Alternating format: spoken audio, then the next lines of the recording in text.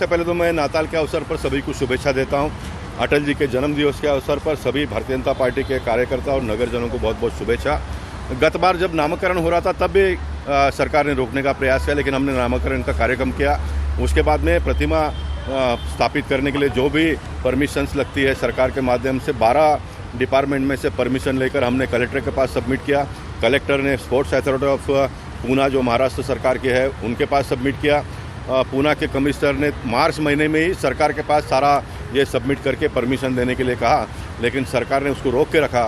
सुनील केदार जी जो मंत्री है उन्होंने बार बार कहा काम करो, तुमको क्या प्रॉब्लम है, करो करो करते करते करते कल लास्ट दिन तक उन्होंने हमको आश्वासन देकर लटका कर रखा। ये शब्द का उपयोग मैं कर रहा हूँ। और कल 4:45 बजे देवेंद्र फडणवीस जी को उन्होंने कहा कि कोर्ट की कुछ रुकावट है, इसलिए हम ये परमिशन नहीं दे सकते। उन्होंने कहा मैं सुनील केदार जी और महाराष्ट्र सरकार के पूरे लीगल डिपार्टमेंट को चैलेंज करता हूं, वो हमको बताए कि इसमें कोर्ट का क्या हिच है। अगर मैं गलत हुआ तो महाराष्ट्र की जनता से मैं माफ़ी मांगूंगा, अगर वो गलत हुए तो उन्होंने क्या करना वो तय करे।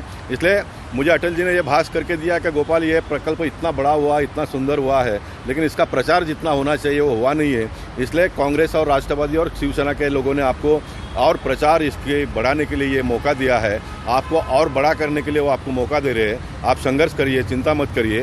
ये अटल जी ने मुझे संदेश दिया है, उनके संदेश के मुताबिक हम आने वाले दिनों में संघर्ष करेंगे और अटल जी की प्रतिमा को बैठाने से कोई ताकत रोक नहीं सकती है। ये मैं महाराष्ट्र सरकार को फिर एक बार चैलेंज करता हूँ, लेकिन भारतीय जनता पार्टी अटल जी के जन्म दिवस के अवसर पर पूरे देश भर में सुशासन दिवस के रूप में इसको सप्ताह को हम मनाने वाले हैं। इसलिए हम कायदा कानून सारा सरकार का जो है उसका सारा कायदा कानून को पालन करते हुए, कोरोना का सारा प्रोटोकॉल को मेंटेन करते हुए 6 दिन का कार्यक्रम जैसे तय हुआ है वैसा हम आज से सारे कार्यक्रमों को यहाँ पर करेंगे। पुतले का अनावरण कब होगा सर?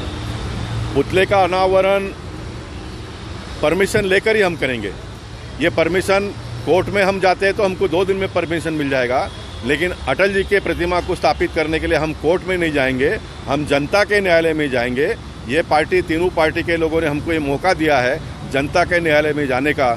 6 दिन हम कार्यक्रम करेंगे और 6 दिन के बाद में जब तक पुतले का परमिशन महाराष्ट्र सरकार देती नहीं है तब तक गोपाल शेट्टी पूरे उत्तर मुंबई में और मुंबई में घूम कर इस बात को लोगों तक पहुँचाने का प्रयास करूँगा। मैं अटल जी एक कवि थे तो कवि सम्मेलन है, ये कवि सम्मेलन हम हिंदी में कर रहे हैं, ये कवि सम्मेलन हम मराठी में कर रहे हैं, ये कवि सम्मेलन हम गुजराती में कर रहे हैं, हम युवक सम्मेलन यहाँ पर कर रहे हैं। ऐसे सभी समाज को साथ में लेकर जोड़कर आगे बढ़ने की जो कल्पना अटल जी की थी उसके मुताबिक हम 6 दिन लगातार कार्यक्रम करेंगे यहाँ पर।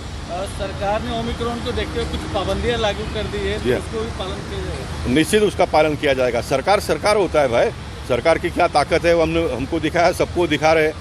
परमिशन नहीं दिया उन्होंने, सब बातें पूरा होने के बाद में भी तो सरकार होता है। और सरकार का मैंने कहा कि ओमिक्रॉन का जो भी प्रोटोकॉल है उस सारे प्रोटोकॉल को हम मेंटेन करेंगे। ये इसकी जितनी क्षमता है उसके 50% में हम काम करेंगे। रात को 9 बजे कर्फ्यू लगाए तो हम उसके पहले कार्यक्रम को समाप्त करेंगे। रोज सरकार के सभी आदेशों का पालन हम करेंगे, सरकार के दमनशाही का हम विरोध करेंगे। बाकी सारे नीति नियमों का पालन करते हुए हम कार्यक्रम करेंगे।